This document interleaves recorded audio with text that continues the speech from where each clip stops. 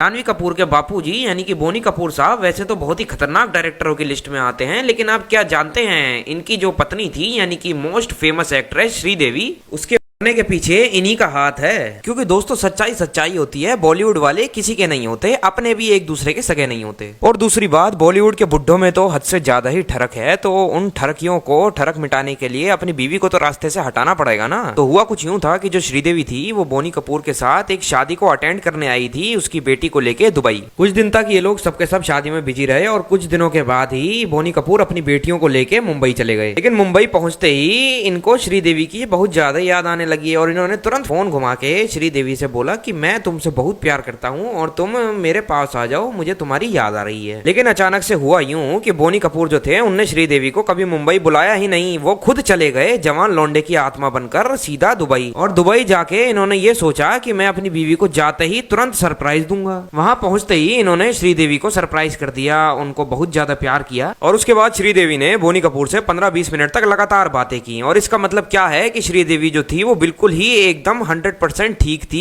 दिमाग में भी कोई प्रॉब्लम नहीं थी, ना कि और कोई दिक्कत थी। फिर बोनी कपूर ने ये कहा कि मैं आपको डिनर पे लेके चलता हूँ, आप तब तक बाथरूम में जाके तैयार हो जाओ, नहा धो लो। और बोनी कपूर साहब हमारे आराम से बैठ के कमरे में टीवी पे क्रिकेट देखने लगे। और क्रिकेट देखते देखते इतना मगन हो गए कि पता ही नहीं चला कि आधे से 1 घंटा कैसे निकल गया। 1.25 घंटे तक ये आदमी क्रिकेट देखता रहा और अपनी पत्नी को भूल गया। भाई ऐसा कहीं से पॉसिबल हो सकता है दोस्तों कि इंसान को याद ही ना रहे कि मेरी बीवी को 1 से 2 घंटा हो गया बाथरूम में, लेकिन ये बाहर नहीं निकली। क्या यार, अरे बोनी कपूर साहब मैच में इतना मस्त क्यों हो गए थे सर? कुछ लगा हुआ था क्या? खैर ये तो इन्हीं को ही पता होगा कि क्या लगा था और क्या नहीं लगा हुआ था। फिलहाल हम आगे बढ़ते हैं। फिर हमारे बोनी साहब को जब अचानक से पता चला कि 2 घंटा बीत गया है, तो उसके बाद ये बाथरूम के पास गए और श्रीदेवी को आवाज लगाई। आवाज लगाने के बाद कई बार आवाज लगाई, उसके बाद भी कोई रिस्पॉन्स नहीं आया, तो दरवाजा इन्होंने खटखटाया। अरे बोनी भाई, जब आपने इतनी ज्यादा आवाज लगा दी और उसके बाद भी कोई रिस्पॉन्स नहीं आया, तो आपने फिर दरवाजा क्यों खटखटाया? चलो कोई नहीं, जैसे ही इन्होंने जब दरवाजा खटखटाया तो कोई रिस्पॉन्स नहीं आया, फिर इन्होंने दरवाजा खोला और खोल के अंदर गए। तो अंदर जाके ही इन्होंने जब देखा